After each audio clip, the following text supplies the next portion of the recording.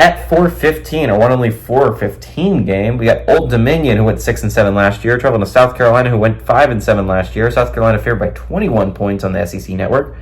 Grant Wilson for the Monarchs, who's coming back, by the way, went 178 at 3-12 last year, threw for 2,149 yards, 17 touchdowns, 8 interceptions. Kadarius Callaway had 88 carries for 623 yards and 5 touchdowns. Raymel Murphy had 28 catches for 502 yards and 3 touchdowns. Going over to South Carolina, Spencer Rattler went 275 at 399, threw for 3,186 yards, 19 touchdowns, 8 interceptions. Mario Anderson had 143 carries for 707 yards and 3 touchdowns. And Xavier Legette had 71 catches for 1,255 yards and 7 touchdowns. Of those 6 players I just mentioned, one of them is returning for their team, and that is Grant Wilson for the Monarchs.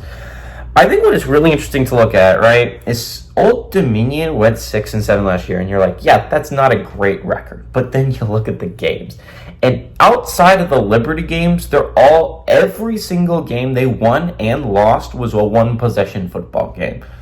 This was a team that was very close to going 1-11 and very close to going 11-1. It was really.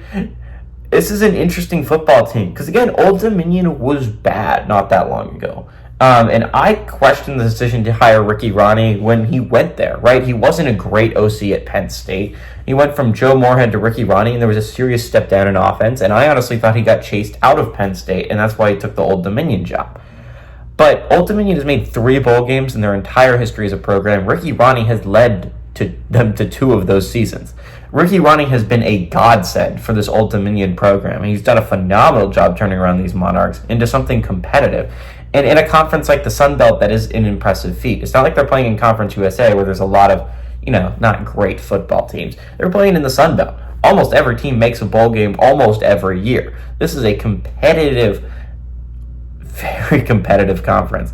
I compare that to South Carolina. I think what's going to be really interesting to watch South Carolina here is no Spencer Rattler. And Spencer Rattler was a godsend for that program as well, right? He really helped turn that program around when going from... I understand they went 5-7 last year, but they were these season off of having just a miraculous, I think 8-4, 9-3 kind of season, and they beat Tennessee and Clemson to close it out. Like Spencer Rattler was a dude at South Carolina. He was the major reason why they were competitive in a lot of their football games. And you lose Spencer Rattler, I think that's going to be a massive impact to the South Carolina football team.